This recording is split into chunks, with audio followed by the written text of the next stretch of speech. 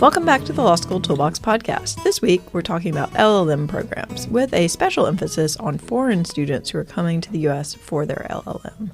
Your Law School Toolbox hosts are Alison Monahan, that's me, and Lee Burgess. We're here to demystify the law school and early legal career experience so that you'll be the best law student and lawyer you can be. Together, we're the co-creators of the Law School Toolbox, the Bar Exam Toolbox, and the career-related website Career Dicta. I also run the Girls Guide to Law School. If you enjoy the show, please leave a review or rating on your favorite listening app. And if you have any questions, don't hesitate to reach out to us. You can always reach us via the contact form on lawschooltoolbox.com, and we would love to hear from you. With that, let's get started.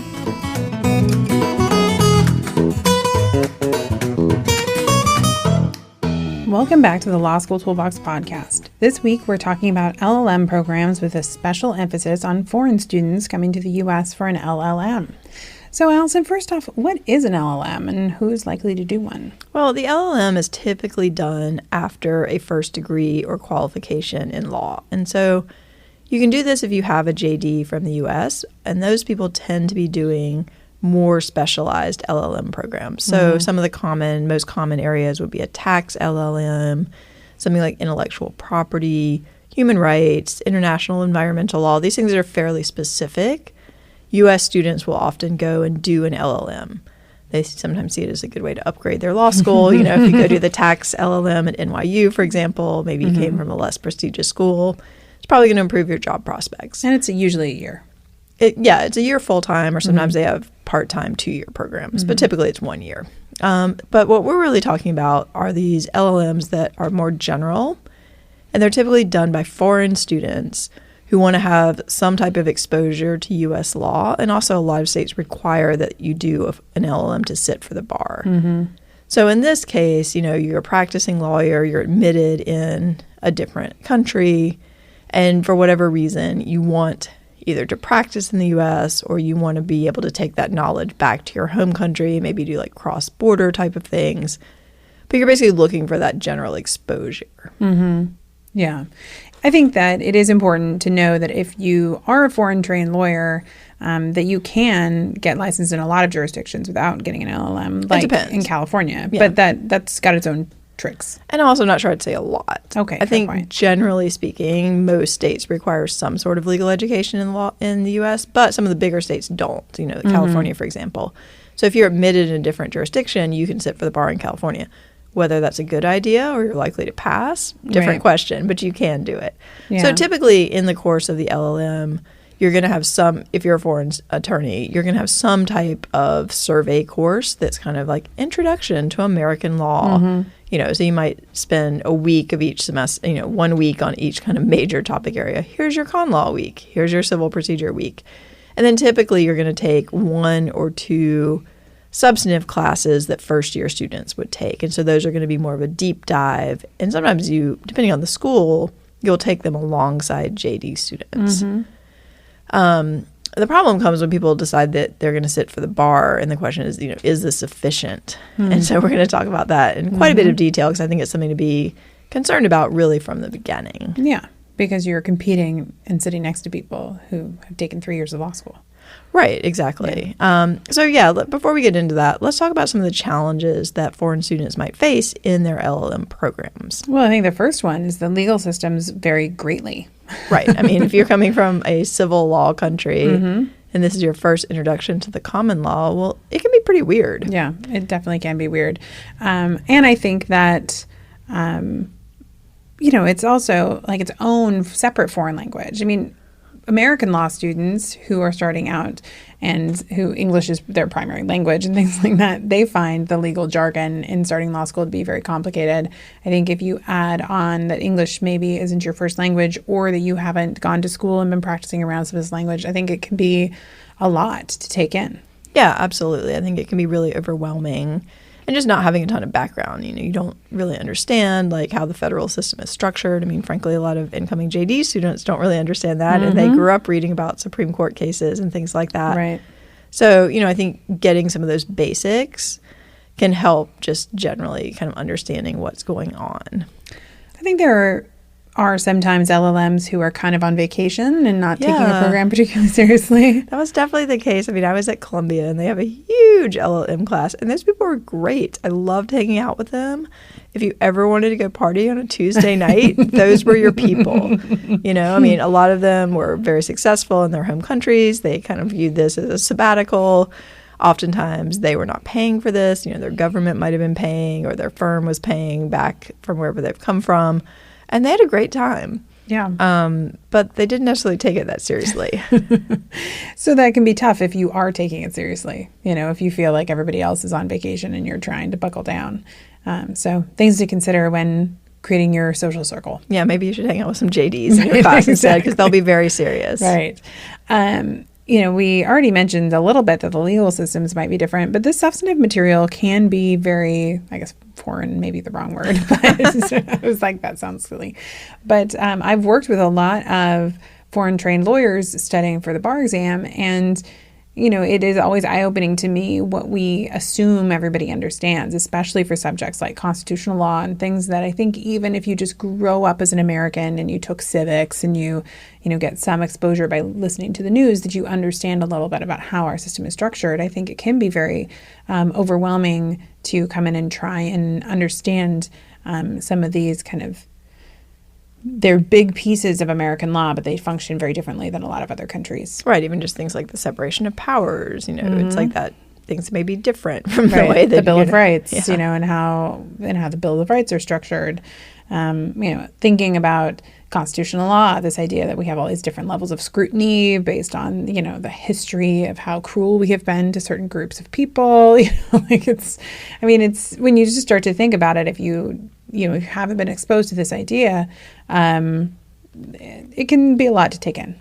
Right, and then just things like, you know, the American belief in the very, very, very strong freedom of speech and things like that, or gun laws that are very different from most of the rest of the world. So, I mean, this can be very interesting, but, you know, you're definitely going to have to kind of get up to speed on what are the differences here. Right.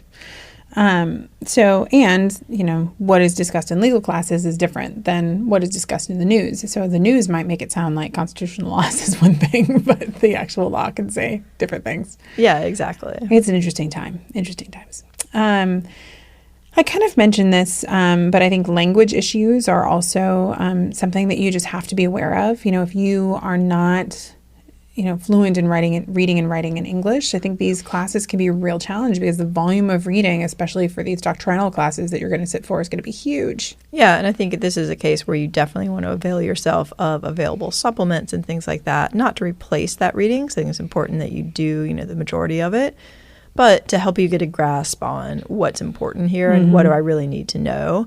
And, you know, you probably don't have as much exposure to the kind of legal system and the tools that are available. So even just asking around, going to the campus bookstore, looking on Amazon, I mean, very few people are getting through these classes without some type of commercial supplements is the reality. Right. And maybe the JD students are a little more dialed into what that could be. So if you have JD friends, you know, it's possible that they've heard from their other JD friends. And sometimes they grade like the JDs and LLMs separately, so there may not be such a competition. Because typically law students in the U.S., let's face it, are pretty competitive, and they don't really help each other that much outside of maybe a very small study group. But, you know, if you're taking classes alongside them, particularly if you're going to have a separate grading curve, then, you know, maybe you can join their study group or get some resources from them. But the reality is if you're all graded on the same curve, they're probably going to be pretty competitive and they might not want to help you very much. It's true. The other thing that could be kind of weird is the Socratic method for people who aren't familiar with it. Yeah, so what is that? So the Socratic method is a traditional teaching method used in law schools, which is question-based. So the professor is using the students' answers to guide the discussion and to teach. Now, it depends on the law school and it depends on the professor how strictly they are doing this. If you are an LLM and you have no idea what this is, you can watch like old school movies like 1L and things like that, the Paper Chase, that will kind of give you an example of this. But the idea is that the professors teach through questions. This isn't always executed well. But this can be kind of a frustrating way to learn if you are unfamiliar with this material. And also, it could be weird if you're a practicing lawyer and successful in your home country to be treated like a young student who knows nothing. Right, which is kind of the tendency. They tend to put the professor up on this pedestal who is all-knowing, and the students know nothing. And, you've already been licensed in another jurisdiction. You know things. So I think sometimes that can be an adjustment for people where you might expect the professor to treat you more like a peer, and they're not doing that. And it's nothing personal necessarily. I mean, if you went to office hours and chatted with them, they might treat you more like a peer. Yeah. But in class, they're going to basically treat you like you do not know anything. Right. I think that is very true. So if you're going to take on this experience, and if you are a little intimidated by it, what can you do to prepare to get the most out of your year? Well, I think, thinking about what you actually want to get out of it. I mean, maybe your goal is to be there and network and make connections all over the world. And, you want to have business, your business development is kind of your goal for this LLM program. And great, do the minimum you need to pass. If you don't need to take the bar, don't worry about it. Go out drinking every night, make connections with other LLMs, meet some JDs, hang out with your professors, some administrators, go to business school parties if there's a business school at your law school.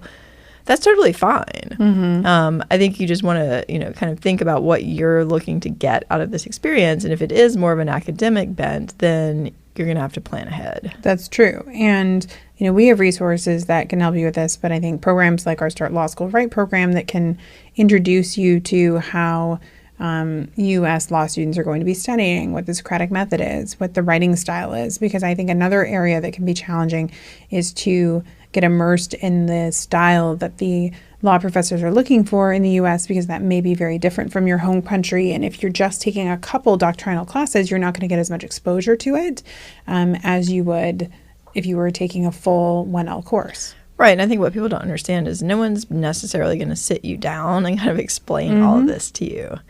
So particularly, in a lot of countries, law is a first degree. So you might have gone in 18 and there probably was more hand-holding than there would be in the U.S., where this is a graduate degree. They expect you to have kind of figured out how things work. They expect you to do a lot of research on your own about expectations, and so you want to be sure that you know what those expectations are. Like, what does a law school exam look like? Right. Because what you're doing in class might be very different from what you're expected to do on the exam. And the place to find that out is not on the exam. Right. Like you want to have done some practice tests beforehand and that kind of thing. And again, people have different goals for, are you aiming to do really, really well in your classes? Do you just want to pass? What are your goals here? And does it matter?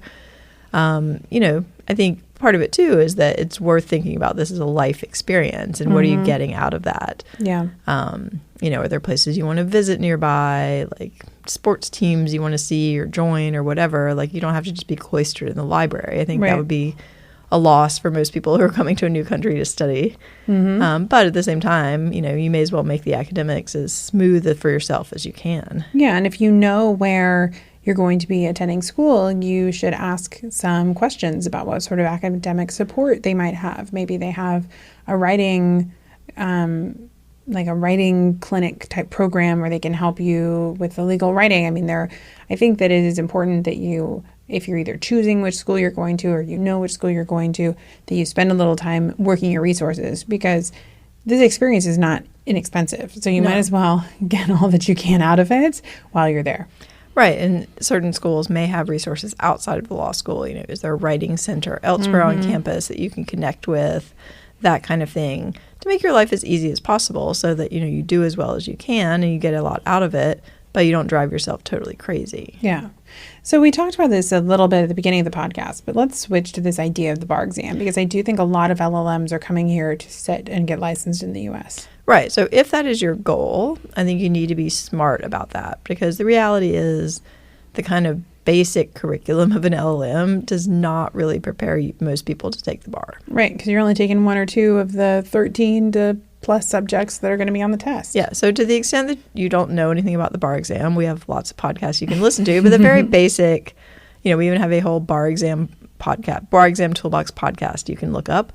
But the basic idea is, generally speaking, you're going to have a day of multiple choice questions that cover 7 topics, and then you're going to have a day of a combination of essays and something called the performance test, which is kind of like what you would do in practice. So you want to make sure that, those 7 topics for the MBE, which is the multiple choice, you got to know some of those. Yeah. And it's not simple law. I mean, this is really lengthy, detailed law that you have to really understand how it functions. So I think that, of those 7 subjects, if you're like, oh, well, I'll be able to cram evidence in civil procedure. Like, whoa, yeah. So that's a bad idea. Those are not fun. Right. And property, these are really dense classes. So I think that, you want to look at your LLM experience and decide, is there an opportunity to take more of those doctrinal classes that are typically taken? You should talk to your school about that. Or can you even audit some of them? Just go to the classes, not necessarily take the exam, but at least get some exposure to this material. Because if you are sitting down with a piece of paper to try and teach yourself some of these big subjects without any context, that's going to be really challenging. Yeah, and I mean, for those people who are not aware, typically if you're going to take the bar, you're going to sign up for some type of bar review course. And sometimes they sell like LLM versions. Those tend to just be kind of spread out more. But, you also want to think about which exam are you going to take. You're probably, are you going to be able to have time to be successful if you try to study just in the 2 months after your course ends? Right. Maybe not, Right. But again, people get into situations with their visa only allowing them to stay for a certain amount of time and things like this. So the point being, just plan ahead on all this and, be aware that you may need more time to study if you really, really, really need to pass the bar. Yeah. It might not make sense to take it immediately after. No, but maybe if you think that you're going to take the July bar after you finish your 1-year LLM, maybe in January you need to be starting to do bar prep for that July exam. Exactly. Yeah. And typically you can get access early to your course, that kind of thing. I mean, it probably cuts down on your fun time, but it just depends on how serious you are about needing to pass the bar. Right. I mean, if you've got to get it done in July, it's going to take longer than typically 2 months. Yeah, absolutely. So I think, again, talk to your school, get some advice. If they have a bar review or bar prep, office, go talk to them. Ask them about, who's been successful from the LLM program. Right. Like, what did they do? Right. Because I think the reality is, even though these are very, very smart people who are very accomplished, a lot of them do not end up passing the bar. That's true. And, if English is not your first language, you might want to make sure that you're taking heavily or writing classes or drafting classes that are focusing more on writing skills and not just on, multiple choice classes and things like that in seminars, because you do want to start to hone your style of writing in English and writing legal prose in English. And, like we mentioned, if you've got a writing center or somewhere else at your school that you can get additional help, you want to be investing in that as well. I think that, a lot of people for whom English is their first language struggle with getting legal writing under their belt. Definitely. Yeah. So you want to make sure that you are taking that seriously and hopefully getting some feedback on your work, whether it be from an office at your school or a private tutor like what we offer in law school and for bar prep, from your professors, from TAs, but somebody needs to be telling you whether or not you're doing it right. Right, because the assumptions that you might make about what people are looking for can be very different in the U.S. than they were before. So, you just need to find, it's not any kind of knock on your intelligence to say that, like, you're not writing this the way that people would be looking for on the bar exam. It's just that's the way they're looking for it. Right. And if you know that certain things are going to be a struggle for you, so let's say that the writing portion is likely going to be a struggle for you, then you really need to invest in making sure that your multiple choice score is as high as it could possibly be, because they pull this stuff all together. So if you're like, I got to work on the writing, but I just don't think I'm ever going to knock that out of the park, then you want to be strategic and set up a plan for yourself to say, okay, well, I think I can really make this progress on the multiple choice. So let's do a deep dive in that. And if I can get, a 156 or 160, then that will, give me a bit of a cushion with the writing. I mean, people do this, but you just have to be strategic about it. Before New York switched to the UBE, it was notoriously friendly to foreign trained attorneys because it had more multiple choice. Right. And a lot of people felt much more comfortable with that because you don't have the time pressure of having, to write, which in English, which can be a real challenge. So again, you got to be strategic and really think about your end goal and how are you going to piece this together. Right. And so that, again, is something you can start preparing for earlier. You can get a tool like Adapt-A-Bar, which is an online program we talk about a lot on the Bar Exam Toolbox.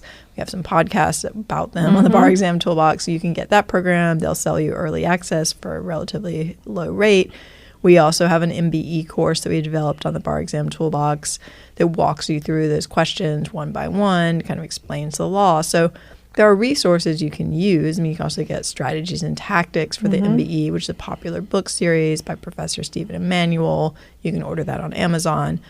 So there are things you can be doing to prepare for this portion of the test early that I think will really pay off in the end. Yep. I also think you want to make sure you understand what is heavily tested. Which may be areas you've literally never even heard of. Right. Yeah, absolutely. So again, if you're not sure which bar exam you're going to take or, when you're going to take it, I think it's just worth it to start meeting with people at your school and figure out a plan, because you want to know what subjects are tested on that test, what are the requirements, and then also, call those bar exams and see what additional documentation you might need. I knew she was an American student who'd ended up becoming, a lawyer or barrister in England. And then she tried to come back to get her California law license, and boy, did they have a time with her. That would, yeah. So, but she was really struggling because they were asking for all this very specific documentation from Britain, and this was, a long time ago, before I even went to law school, and so it was like, okay, she, I think, eventually had to go to London herself to be able to get, some of these copies, and because you had to pay for the copies. Things can be laborious when it comes to documentation. Right. And you want to understand, different states have very different rules around who's allowed to sit for the exam. So do not just assume that you're going to be able to sit in the jurisdiction you plan to sit in. New York is pretty flexible. California is pretty flexible.